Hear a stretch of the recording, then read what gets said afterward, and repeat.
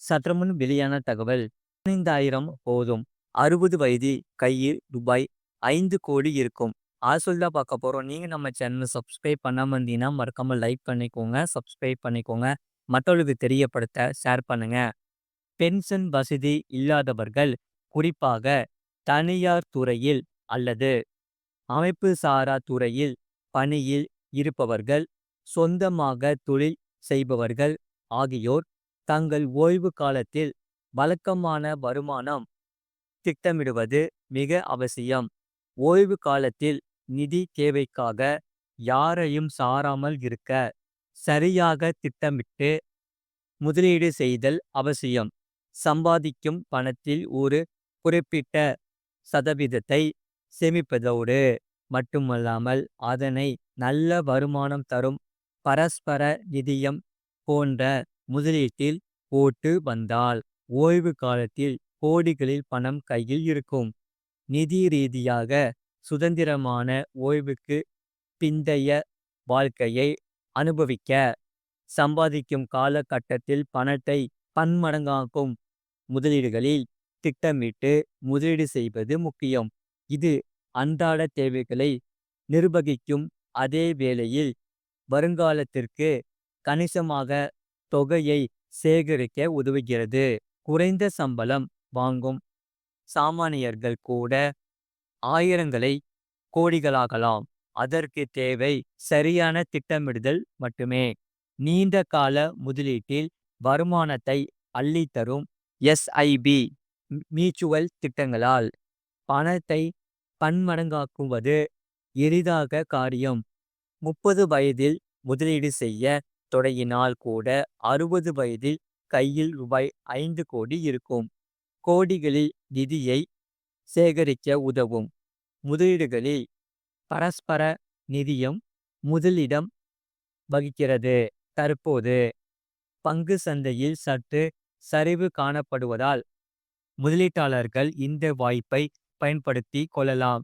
ஏனெனில் இது சலுகை விலையில் அதிக யூனிட்டுகளை வாங்கும் வாய்ப்பை கொடுக்கிறது. எனவே நீண்ட கால முதலீட்டில் நிச்சயம் நல்ல லாபம் பார்க்கலாம் என்கின்றன வல்லுநர்கள். மியூச்சுவல் ஃபண்ட்ஸ் முதலீடுகளின் கிடைக்கும் நீண்ட கால ஆண்டு சராசரி வருமானம் 12% என்ற அளவில் இருக்கும் என்று பொருளாதார வல்லுநர்கள் உறுதி கூறுகின்றனர். மேலும் இதில் கூட்டு வட்டி வருமானத்தின் நன்மை கிடைப்பதால் நாம் முதலீடு செய்யும் பணம் எளிதில் பன்மடங்கு ஆகிறது.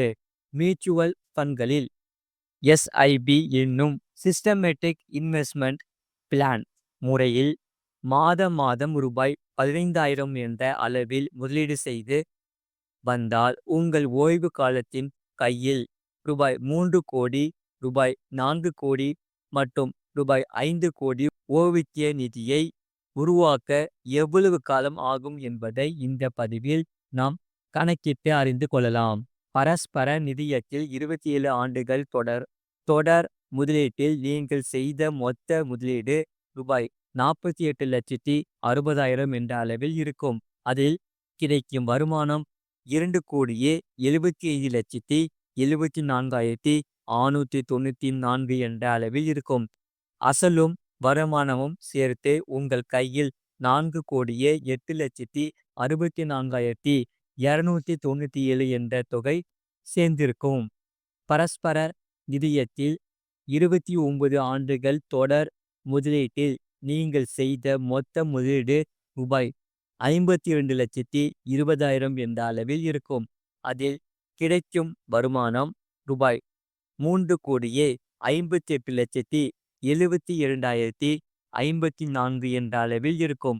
அசலும் வருமானமும் சேர்த்து உங்கள் கையில் ரூபாய் 4,10,92,054 என்ற தொகை சேர்ந்திருக்கும்.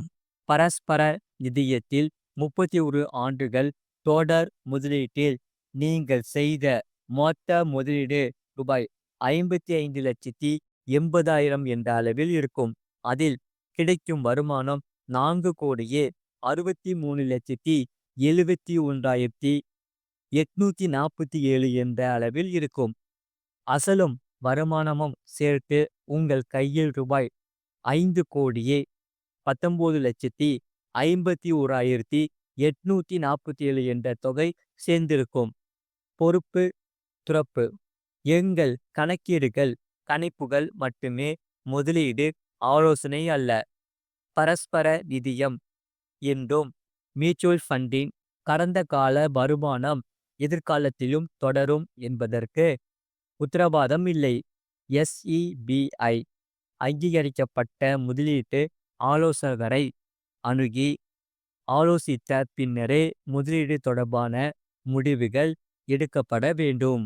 அது மட்டும் இல்லாமல் 400 ரேஷன் கார்டுகள் முகவரியில் தவறு, அதிகாரிகள் தட்டி கழிப்பால் அதிர்ச்சி. அது சொல்லி தான் பார்க்க போறோம். நீங்க நம்ம சேனலை சப்ஸ்கிரைப் பண்ணாம இருந்தீங்கன்னா மறக்காம லைக் பண்ணிக்கோங்க, சப்ஸ்கிரைப் பண்ணிக்கோங்க.